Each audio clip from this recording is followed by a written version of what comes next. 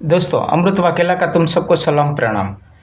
आज Qatar UA में जब हमला हो रहा है ईरान का, तो हमें बचाओ, फ्लाइट ब्लाइट सब बंद हो गई है। इंडिया के वाले गुहार लगा रहे हैं, हमें बचाओ। और अमेरिका वाले भी उसको स्पेशल सुविधाएं दे रहे, बोलते हैं कि तुम कहाँ से भी इतना बताओ, हम ये सब जहाज बहाज लेके आ रहे फ्री में।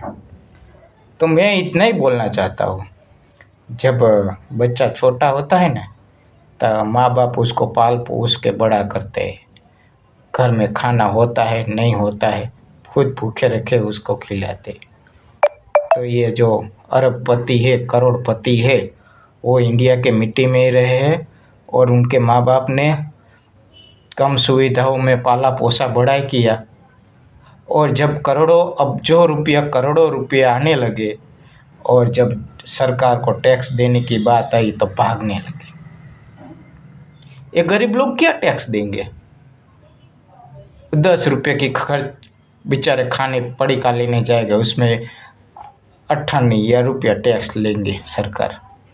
बहुत बहुत पूरे महीने का सोचो तो 1000-2000 टैक्स लगे। मगर वहाँ तो अब अरबों रुपये की इनकम होती है और करोड़ों का टैक्स लगते हैं, और सारा टैक्स बचाने के लिए चक्कर में मारने के लिए भाग जाते। अब वो नहीं सोचते कि हम शायद इस टैक्स की वजह से सरकार को पैसा देंगे तो कितने गरीब लोगों को खाना मिलेगा, अच्छी सुविधा मिलेगी।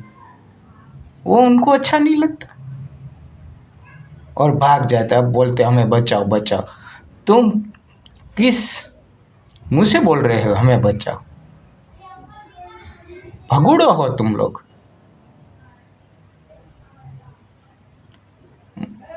भगुड़े है सब। सरकार, मोदी सरकार बचा सकती है तो बचाओ, वरना इसमें कोई और ऐसा कानून लाओ कि करोड़ों अरबपति है ना, कोई भी विदेश में जाके फ्लैट भी न ले सके, कुछ नहीं।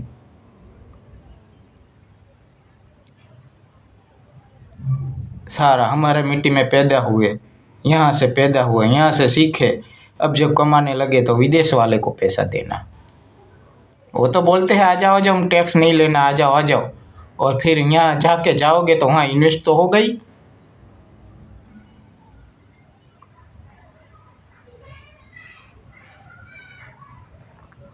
मुझे अब और आगे कुछ नहीं बोलना है। जय हिंद।